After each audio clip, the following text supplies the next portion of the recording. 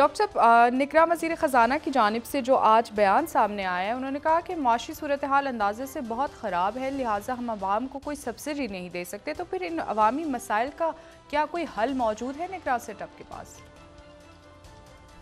इंतहाई काबिल एहतराम शमशाद अख्तर साहब, उन्हें लगता है वो शहबाज शरीफ साहब और इसाक डार साहब की, ये शौकत तरीन साहब की, या उससे पहले जितने वज़राए ख़जाना है, उनकी तकारीर का एक जुमला कहीं से जो हमेशा हम सुनते रहे हैं कि पिछली हुकूमत हमारे लिए बारूदी सुरंगें बिछा गई और हमें तो पता ही नहीं था, हम आगे बैठ गए और हम अचानक आए और अब हमें तो पता ही नहीं था हालात इतने ख़राब हैं।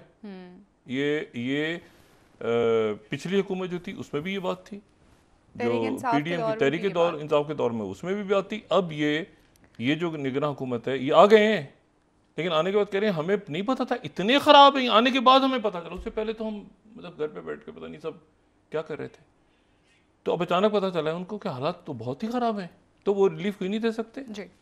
और कल जो है वो 10 से 15 रुपये 10 से 15 रुपये के दरमियान कल पेट्रोलियम मसनूआत की कीमतें बढ़ जाएंगी रात 12 बजे। और उसमें जो है वो साथ बिजली के नरखों पे कल हम बात कर चुके हैं, और ये भी बात कर चुके हैं कि गैस की 50% कीमतें बढ़ने जा रही हैं। वो भी फैसला नहीं हुआ कि किस्तें होंगी बिलों की, वो भी फैसला नहीं कर सके। उसके लिए भी शायद IMF से पूछना पड़ेगा कि किस्तें क्या की जा सकती हैं कि नहीं। और परसों जो है वो मुल्क में शटर डाउन हड़ताल की कॉल दी हुई है ताजरों।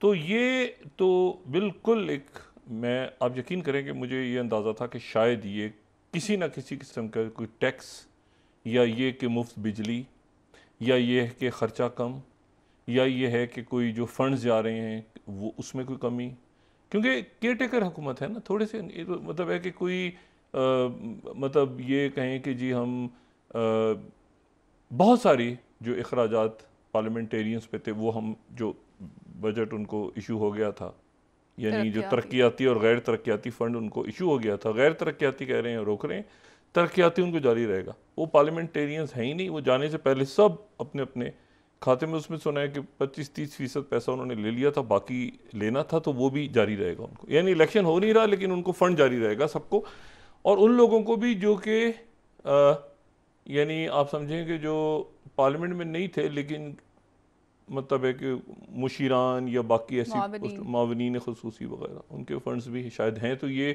किसी किस्म की आवाम के सामने भी बात ही नहीं कर रहे आके, और ये बड़ी मेरे लिए परेशान कुन बात। शमशाद अख्तर साहबा का बड़ा नाम है और उनकी मईशत पे बड़ी गहरी नज़र है और गिरफ्त है, लेकिन शमशाद अख्तर साहबा या हफीज़ शेख साहब, ये तमाम जो शख्सियात हैं, ये वो हैं जो जिनका सिर्फ ये है कि IMF के साथ मामला ठीक, बाकी अवाम क्या सोच रहे हैं, सड़कों पे क्या हो रहा है, गली मोहल्ले में क्या हो रहा है, क्योंकि अवाम को जवाबदेही नहीं है, तो इसलिए इनका कोई ताल्लुक नहीं है।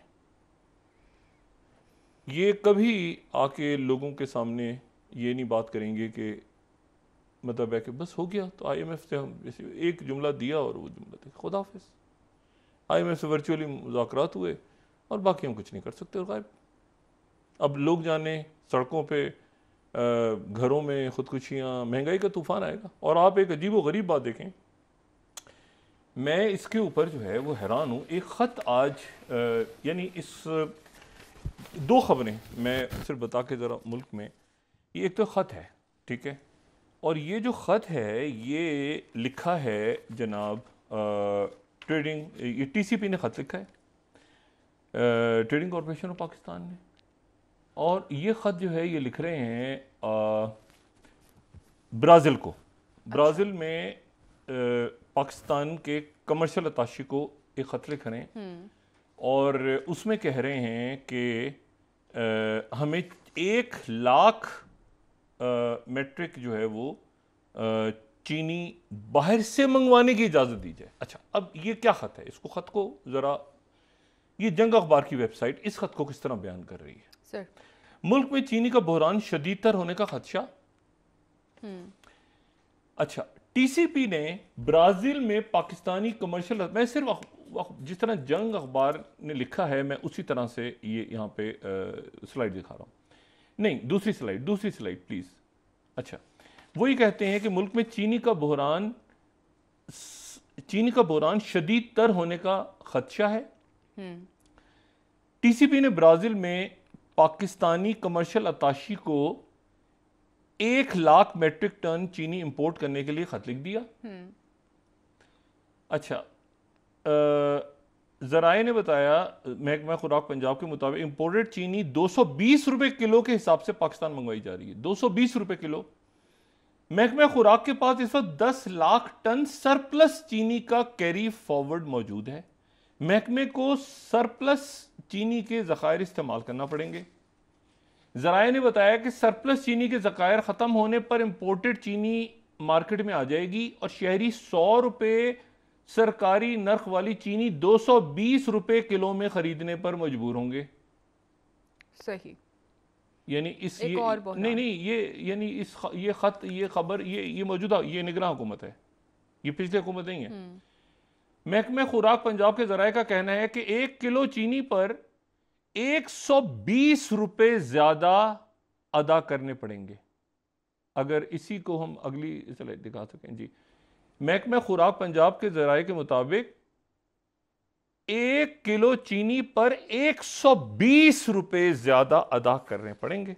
अच्छा, ये जंग अखबार। फिर यही अखबार एक दूसरी खबर बता रहा है, साथ साथ 2 खबरें लगी हुई हैं जंग अखबार पे। जंग अखबार की वेबसाइट खोलें, ये 2 खबरें। चीनी माफिया ने हुकूमत को कैसे मामू बनाया, तफसीलात सामने आ गई। चीनी माफिया ने पीडीएम की हुकूमत को मामू बना दिया। पीडीएम की हुकूमत में तो छुन्ने काके थे ना, सारे छुन्ने काके मासूम, मतलब उनकी शक्लें उतने बिल्कुल कुछ नहीं पता था, तो उनको मामू बना दिया। उनको बताया चीनी माफिया ने कि मुल्क में चीनी बहुत है, हमें बाहर भेजने की इजाजत दीजिए। तो वो जितने मासूम थे वो मान गए, तो चीनी बाहर चली गई। 2.5 लाख मेट्रिक टन चीनी एक्सपोर्ट करने की इजाजत दे दी उन्होंने रवां साल के शुरू में। चीनी माफिया ने इजाजत का फायदा उठाते हुए ज्यादा चीनी एक्सपोर्ट कर दी और लाखों मेट्रिक टन अफगानिस्तान स्मगल हो गई। ये मामू बना, हेडिंग देखिए, मामू बना दिया। फिर सस्ती चीनी बाहर बेचकर डॉलर्स में मुनाफा कमाया। सारा मुनाफा शुगर मिल मालिकान की जेबों में गया। यूं शुगर माफिया की चांदी हो गई। यानी ये करप्शन नहीं है, ये मामू बन गए। यानी इस खबर की जो खूबसूरती है वो ये है कि ये करप्शन नहीं है, ये लूटमार नहीं है, ये चोरी चकारी नहीं, वो बेवकूफ सादा बन गए। पहले उन्होंने इजाजत दे दी, फिर उन्होंने बाहर से मंगा ली। अच्छा, अब नहीं, अच्छा उनको मामू बनाया तो इनको क्या बना रहे हैं? ये जो ब्राजील से मंगा रहे हैं चीनी और कह रहे हैं कि यानी ये आप मुझे बताएं, सरप्लस चीनी मौजूद है, पाकिस्तान में मौजूद है, और ब्राजील से हमें सस्ती चीनी मंगा के जो है यहाँ पे यानी महंगी चीनी मंगा रहे हैं, फिर ये सस्ती यहाँ पे अपने पास से निकालेंगे और 120 रुपए किलो बढ़ा देंगे। ये कोई हल नहीं है। और मुझे नहीं पता कि अब इसके फैसले अदालतों में होंगे, सड़कों पे होंगे, कहाँ होंगे। मैं इसके ऊपर कोई अब तबसरा जो है, क्योंकि ये निगरान हुकूमत जो है वो मेरा नहीं ख्याल के कोई बात सुन रही है, या वो बात समझ रही है, या हालात को समझ रहे हैं हमारे काबरीन। और कुछ कहना जो है वो अब बिल्कुल ऐसे ही है कि क्योंकि ये जो आज जो खत लिखा गया है कि अभी ब्राजील से और चीनी मंगवाने की इजाज़त दी जाए और 120 रुपए किलो चीनी बढ़ा दे। कल पेट्रोल की कीमतें बढ़ रही हैं, फिर गैस की बढ़ रही हैं, फिर वो किस्तों पे भी नहीं किया। बिजली की भी कहा जा रहा है, बिजली की 2 रुपए, और नहीं, बिजली की तो बहुत ज़्यादा बढ़ेंगी आगे, 70-80 रुपए तक शायद यूनिट चला जाए, लेकिन किस्तों पे भी नहीं कर रहे, कुछ भी नहीं कर रहे। ठीक है। अच्छा, तो ये तो मुझे अब मेरी समझ से बाहर है कि ये मामला जो है ये किस तरफ जा रहा है। दूसरी बात ये है कि बाकी जो सारा दिन जो खबरें चलती रही उसका हम इल्म है, उसके ऊपर कोई बात नहीं कर सकते। अदालत जो है जो एंटी टेररिज्म कोर्ट के जो जज हैं वो चले गए थे, जो कल प्रोग्राम में भी इंडिया था कि शायद यहाँ पे सिक्योरिटी के बायस से किसी और वजह से यहाँ पे ना जो है वो साबिक वज़ीर आज़म और चेयरमैन तहरीक इंसाफ को लाया जाए।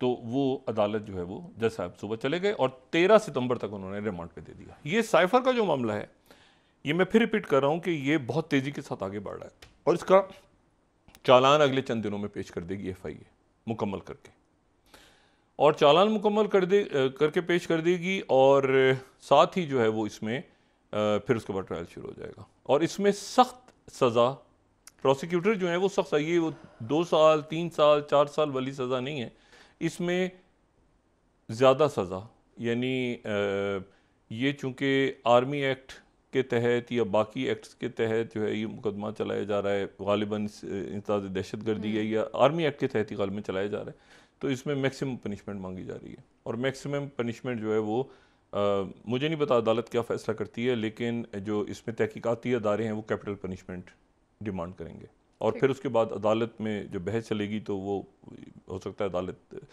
मतलब यही डिमांड ये होगी इस पर। अच्छा, तो ये मामला जो हैं, अच्छा इसके ऊपर जो है वो तहरीक इंसाफ ने एप्लीकेशन डाली है कि जी ये जो खुली अदालत में किया जाए और ये ओपन ट्रायल किया जाए और ये सारा, तो उसके ऊपर देखेंगे क्या फ़ैसला सामने आता है। लेकिन यह है कि वो एक मुकदमे में अगर रिहा हो जाएंगे तो वो दूसरे मुकदमा साइफ़र का, फिर बाकी मुकदमा, तीसरा मुकदमा।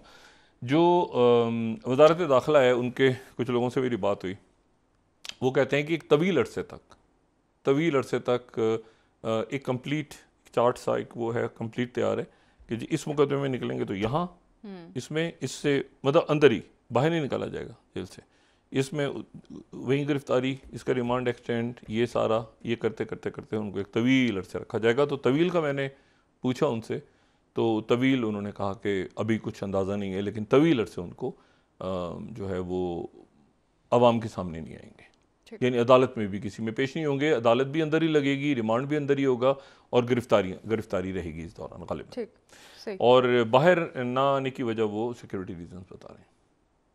ये प्लान है वजारत ख़ारजा का और तहकीकाती अदारों का। और मैं ये बात हमेशा कहता रहा हूँ कि साइफ़र और 9 मई को सीरियस लें। ये तोशा खाना जो है वो तोशा खाना भी ठीक है उसके ऊपर, लेकिन तोशा खाना में आप ये देखें ना, तोशा खाना जो है वो ये दो जो हैं वो नेशनल सिक्योरिटी के इशूज़ हैं और बड़े सीरियस इश्यूज़ हैं। यानी साइफ़र से ज़्यादा 9 मई, शायद साइफ़र भी लेकिन 9 मई भी। साइफ़र इसलिए कि आपने एक ऐसे डॉक्यूमेंट की जिसको मतलब आपने उसको मतलब देख के आगे कर देना था, लेकिन उसको आप कॉपी ले गए या क्या किया, वो जो केस बना रही है वजारत दाखिला। लेकिन जो 9 मई और साइफ़र है, मैं पहले दिन से कह रहा हूँ कि उसमें उसको सीरियस लें। लेकिन दूसरी बात एक और अहम है कि और बहुत सारे मुकदमे कटे हैं ना, कोई मेरे ख्याल 9 मई के हवाले से ही बहुत सारे मुकदमे कटे हैं और कोई 150 या 200 वो खुद बयान करते रहे जितने मुकदमे आते हैं। लेकिन एक बात जो है वो बड़ी दिलचस्प है, और ये जो बात है ये मुझे यानी आप समझें कि PDM में मौजूद जमातों में ये बात डिस्कस हो रही है और वो बड़ा सीरियसली इसको डिस्कस कर रहे हैं और बड़ा उनका कंसर्न है इस बात पे। अच्छा, अब उनका क्यों कंसर्न है भाई, उनको क्या परेशानी है इस बात की? उनको परेशानी बड़ी अजीब सी है। वो कहते हैं कि जी ये जितने मुकदमा आते हैं ये नेशनल सिक्योरिटी से रिलेटेड हैं। 9 मई जो फौजी तनसीबात पे हमले हुए और शोदा की जो यादगारें थीं, शोदा की यादगारें थीं, और ये सारा जो भी हुआ बड़ा अफसोसनाक दिन था, और साइफ़र का मामला। लेकिन ये बात PDM की जमातों के अंदर बड़ी तशवीश का सबब है कि कोई करप्शन केस साबित नहीं हो पाया। यानी वो ये कहते हैं कि ये तोशा खाना का जो मामला है इसमें अब देखें सज़ा मुअत्तल हो गई, अब रीट्रायल होगा, ट्रायल होगा, वो रसीदें आएंगी, वो घड़ी बिकी, कहाँ बिकी, क्या हुआ, इसको किसी और अंदाज में, ये मुकदमा किसी और अंदाज में अगर चलता ट्रायल कोर्ट की तरफ में, तो शायद ये उनको इस बात की तस्कीन होती कि एक करप्शन का केस तो है कम से कम। मसला ये है कि इस तमाम मुकदमात में करप्शन का कोई केस नहीं है। करप्शन का एक ही केस था ना, तोशा खाना, और तोशा खाने में ये मुकदमा उनका ये PDM की जो अहम ज़ाहिर जिम्मेदारान हैं जो इस मुकदमे में काफ़ी जिन्होंने इंटरेस्ट लिया, वो कहते हैं कि जी इसमें ना वो रसीदों का जिक्र हुआ कि ना बाहर फ़रोख्त हुई है, ये हुआ वो हुआ सारा, और वो एक करप्शन का केस जो था उसकी सज़ा भी कलअदम हो गई है, अब वो सज़ा माफ़ नहीं हुई, वो नाअहलियत होगी, सब कुछ होगा। लेकिन मसला ये है कि करप्शन का तो कोई केस होता ना, मतलब कोई नैब का केस बनता ना, तो अब उनको तवक्को है अलकादिर से, अलकादिर यानी अब अलकादिर ट्रस्ट जो है वो उसका केस है जो कि अभी गालिबन शुरू होना है या शुरू हो चुका है या क्या। लेकिन अभी तक वो इस बात के ऊपर काफ़ी मतलब एक उनमें है कि ये अभी तक करप्शन का केस जो है वो कलअदम हो गया है, तो अब अल-कादिर ट्रस्ट जो है 190 मिलियन पाउंड, वो नैब उसकी तहकीकात कर रही है चूंकि, तो अब वो जो केस है उससे उनको तवक्को है कि वो करप्शन का कोई एक करप्शन का मुकदमा तो बने अल-कादिर ट्रस्ट पे, ठीक है, क्योंकि ये नेशनल प्योर नेशनल सिक्योरिटी, कौमी सलामती और जाहिर है पूरी कौम के इशूज, ये जो बाकी दो केसेस हैं, तो ये करप्शन का लेकिन नहीं है। करप्शन का अल-कादिर है जो कि अभी तक जिसमें कोई पेशरफ्त नहीं हुई, आगे पेशरफ्त आगे और सारा नहीं हुआ।